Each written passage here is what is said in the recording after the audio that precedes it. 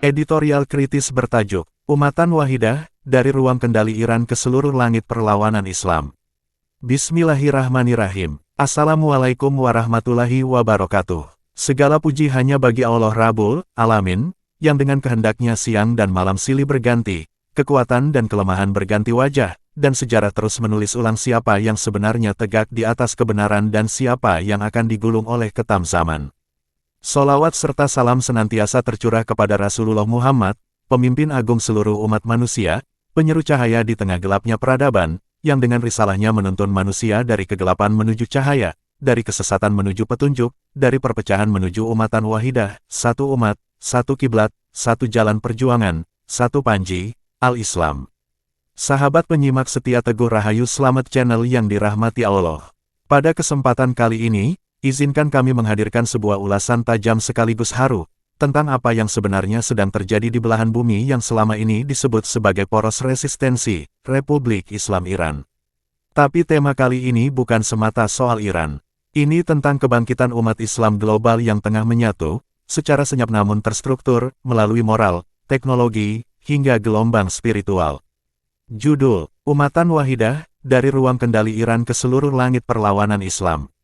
Sebuah penelusuran kritis namun reflektif, tentang bagaimana sekelompok brigade, skuad, operator rudal dan drone Iran, dalam ruang kendali ultramodern, mengendalikan perang dengan navigasi Al-Quran di depan mata dan takbir di dalam dada.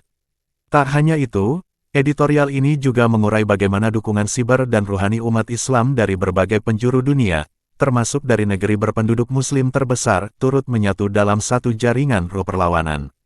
Mereka bekerja dalam diam, dalam jaringan, dalam zikir. Ini bukan lagi era perang fisik semata. Ini adalah era ketika tauhid dan teknologi bertemu di satu titik persatuan Islam, umatan wahidan, bismillah. Dan sebagai bagian dari pertanggungjawaban moral serta kepatuhan pada kaidah hukum yang berlaku, maka kami sampaikan bahwa seluruh isi editorial ini adalah hasil perenungan kritis atas data yang terbuka di ruang publik serta refleksi ruhani dari nurani umat yang gelisah. Setiap opini disampaikan dalam semangat amar ma'ruf nahi munkar, bukan kebencian. Karena cinta yang sesungguhnya adalah ketika kita mau saling mengingatkan, bahkan kepada dunia yang sedang tertidur di atas kehancurannya sendiri. Semoga ulasan ini menjadi cahaya kecil di tengah gelapnya kabut informasi, dan menjadi pengingat bahwa jika umat Islam telah bersatu, maka tak satu pun kekuatan dunia mampu menandinginya apalagi membendungnya. Wassalamualaikum warahmatullahi wabarakatuh. Teguh Rahayu Selamat Channel. Selamat menyimak dengan bismillah. 1. Iran versus Zionis. Bukan perang biasa, tapi perlawanan yang dipandu wahyu. Di ruang bawah tanah yang dingin dan sunyi, tak terdengar dentuman senjata. Tapi 85 pasang mata menatap layar monitor dengan hikmat. Tangan-tangan mereka bukan memegang senapan, tapi keyboard dan headset. Satu tangan menggenggam kontrol rudal. Satu tangan lagi sesekali menyentuh lembaran Al-Quran yang terletak di sisi kanan meja. Beginilah wajah kompi elektronik Iran, pusat kendali drone dan rudal yang menggetarkan Barat dan Zionis. Dalam satu ruangan terdapat 85 personil, dan ada 20 ruangan total. Masing-masing dibagi sesuai tugas, 7 ruang khusus rudal dengan klasifikasi berbeda, 11 ruang untuk unit drone tempur dan pengintai, serta 3 ruang utama untuk para komandan divisi. Setiap meja memiliki satu set peralatan kontrol elektronik, dan satu mushaf Al-Quran. Ini bukan sekadar ruang perang. Ini adalah madrasah sunyi, tempat ilmu, strategi, dan ruh bertemu dalam satu sistem kendali. Yang menggetarkan dunia bukan hanya presisi rudalnya, tapi ketenangan para pengendali. Tak ada sorak-sorai, tak ada pidato perintah. Hanya bisik-bisik takbir dalam hati yang mengalir bersama data digital menuju langit Palestina yang dijarah Israel serta daratan langsung Israel. Inilah perang generasi ruhani, bukan hanya teknis, tapi juga spiritual. Mereka bukan tentara biasa, mereka adalah mujahid digital. Mereka tak membawa senjata ke medan tempur, tapi menghadirkan dentuman dari jarak ribuan kilometer. Tak dikenal publik, tapi dicatat langit. Dan mereka tak lagi sendiri. Dari seberang Katulistiwa, dari negeri yang dikenal sebagai rumah umat terbesar di dunia, ada getaran lain yang ikut bergerak. Tak membawa senjata, tapi membawa sandi. Tak berteriak lantang, tapi memandu lewat layar dan jaringan tak bernama. Sementara Zionis dan sekutunya menghitung radar dan satelit, mereka lupa satu hal. Tombol rudal itu ditekan oleh tangan yang telah bersyahadat. Dan sekali ia bergerak, bumi yang zalim tak lagi bisa bersembunyi. Berapa banyak terjadi golongan kecil mengalahkan golongan besar dengan izin Allah. Al-Baqarah 249. 2. Zionis punya Iron Dome, umat Islam punya Iron Fight. Barat selalu menyombongkan sistem pertahanan. Mereka menyebutnya Iron Dome, tameng baja anti-rudal, dilengkapi radar, AI, dan peluru kendali presisi. Tapi sejarah menunjukkan bahwa tak satu pun kekuatan besi yang mampu menangkis serangan dari langit yang dikendalikan oleh hati yang bertauhid. Di ruang kendali Iran, keheningan adalah senjata pertama. Tak ada yang bergerak kecuali kursor di layar. Tapi di balik ketenangan itu, ada dentuman tak terdengar, zikir, doa, dan keyakinan yang tak tergoyahkan. Di setiap ruang, para operator membaca ayat sebelum mengaktifkan sistem. Dalam sunyi, mereka menyerahkan hidup dan mati pada takdir, bukan pada teknologi. Zionis percaya pada algoritma, pada kalkulasi kecepatan dan lintasan. Tapi mereka lupa, teknologi yang tak dipandu iman hanyalah mesin kosong. Sementara di seberang, umat ini telah belajar menggabungkan ilmu dengan takwa, alat dengan adab, strategi dengan istighfar. Lebih dari itu, mereka tak bekerja sendirian. Jaringan ini tak berhenti di ruang kendali Iran. Di luar sana, ribuan simpul perlawanan mulai menyala. Dari lorong-lorong sunyi dunia muslim, dari jari-jari yang tak dikenal nama dan wajahnya, dari balik jaringan data yang tak terlacak radar barat. Ada yang mengirim informasi, ada yang menjaga server, ada yang menyusupkan sinyal. Ada pula yang hanya duduk dalam sunyi malam, membisikkan doa bagi kemenangan Islam. Mereka semua bukan tentara, tapi bagian dari umatan wahidah, umat tunggal yang tak lagi terpisah oleh bendera, tapi disatukan oleh kiblat, iman, dan luka yang sama. Sistem pertahanan Zionis hanya bisa menahan benda, tapi mereka tak bisa menahan semangat yang dikirim dari jutaan dada umat yang terbangun. Ketika satu tombol ditekan di ruang kendali, sejuta hati di luar sana ikut bergetar. Inilah gelombang tak kasat mata, tak bisa dilacak satelit, tapi terekam oleh langit. Sementara Barat sibuk mencari jalur drone, umat Islam telah menyiapkan jalur langit. Mereka menyebut ini strategi, tapi bagi kami, ini adalah amanah ruhani.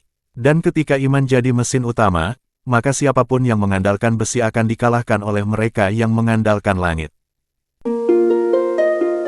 3. Senjata boleh sama, tapi jiwa pengendali yang membedakan. Perang modern selalu menampilkan pameran teknologi, kecepatan drone, presisi rudal, keunggulan sensor dan satelit. Tapi sejarah tak pernah menuliskan kemenangan karena alat semata. Yang menentukan hasil akhir bukan besi dan kabel, melainkan jiwa di balik layar.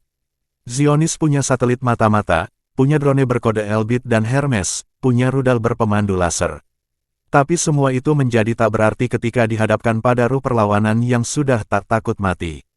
Di ruang-ruang kendali Iran, para operator bukan hanya teknisi, mereka adalah para penjaga misi suci.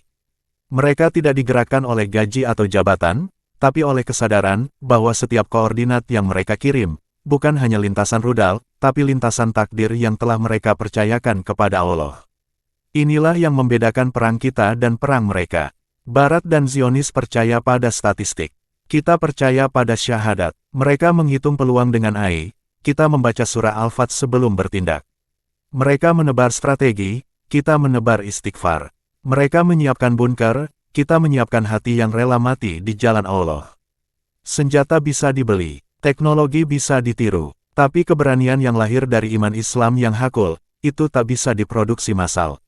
Itu hanya lahir dari keyakinan yang dilatih dalam lem malam sunyi, dari orang-orang yang memilih sujud panjang di antara alarm bahaya dan gemuruh rudal. Dunia bisa menyebut ini pertempuran militer. Tapi bagi para pengendali ruhani itu, ini adalah ibadah di balik layar.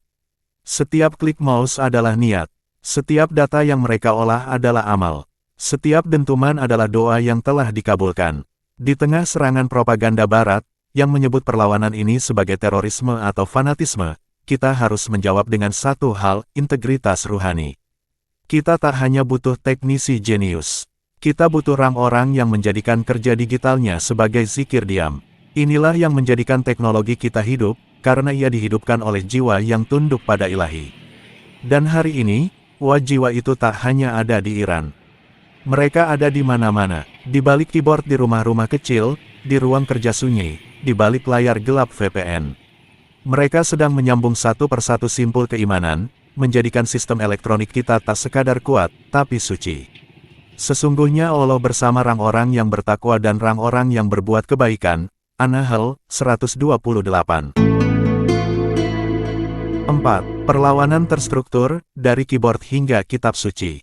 Dunia Barat selalu mengklaim bahwa kekuatan mereka lahir dari sistem, disiplin militer, strategi berbasis data, algoritma komando. Tapi hari ini, musuh mereka mendapati bahwa ada sistem lain yang tak bisa mereka salin, sistem ruhani yang diatur bukan oleh protokol militer, tapi oleh adab dan keyakinan. Di pusat kendali Iran, setiap ruang berisi 85 personil, 20 ruangan dibagi ketat sesuai fungsi, 7 ruang kendali rudal, 11 kendali drone, 3 ruang komando.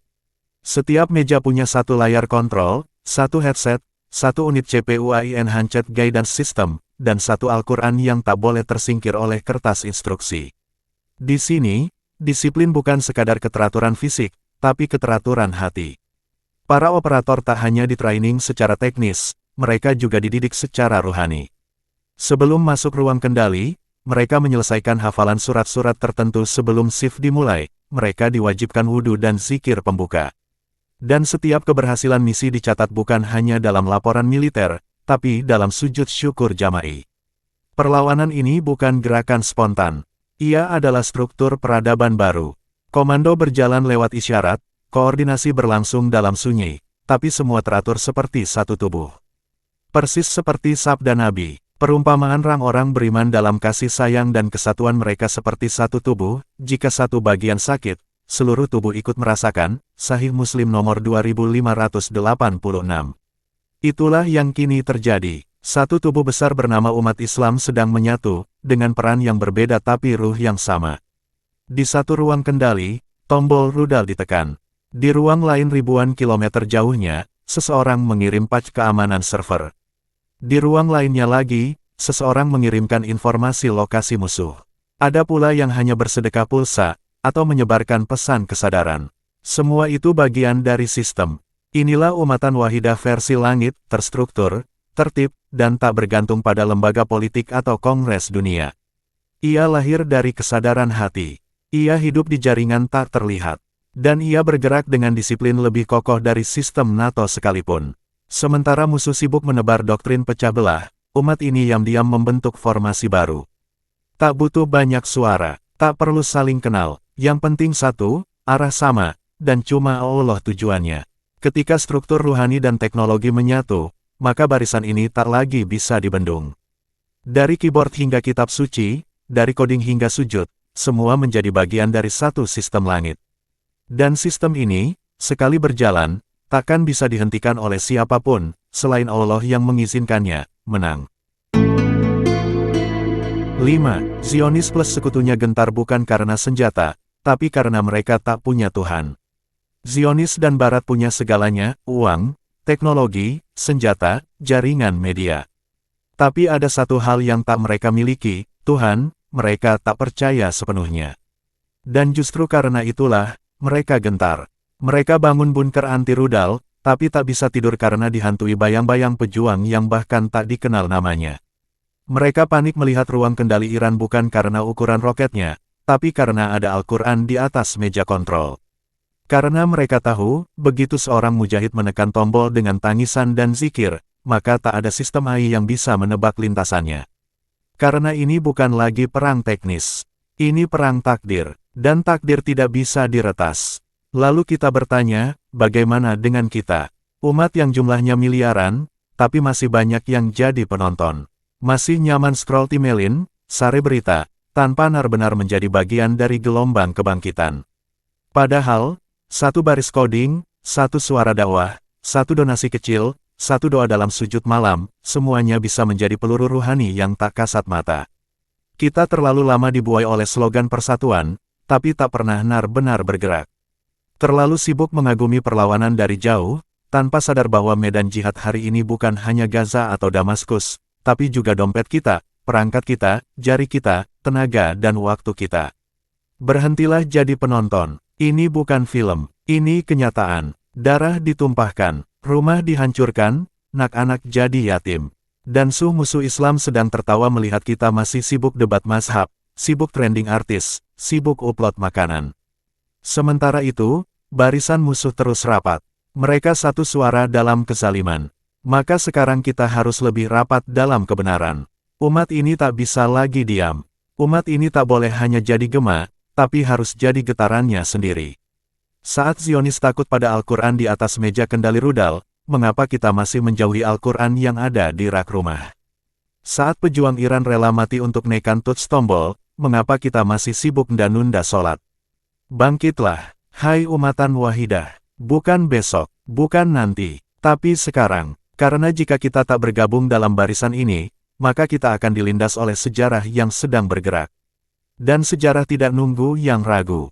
Jika kalian tak berperang, niscaya Allah akan gantikan kalian dengan kaum yang lebih baik dari kalian, lalu mereka tidak seperti kalian ini. Muhammad 38. 6. Dari Gaza dan Iran serta semua negara Muslim, ke langit, umat ini sedang disatukan. Tak perlu menunggu konferensi besar atau deklarasi dunia.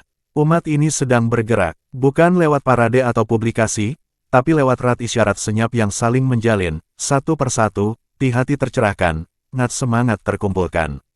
Ini bukan teori persatuan, ini detak nadi nyata dari kebangkitan yang disusun oleh langit. Di ruang kendali Iran, tombol rudal ditekan dengan doa.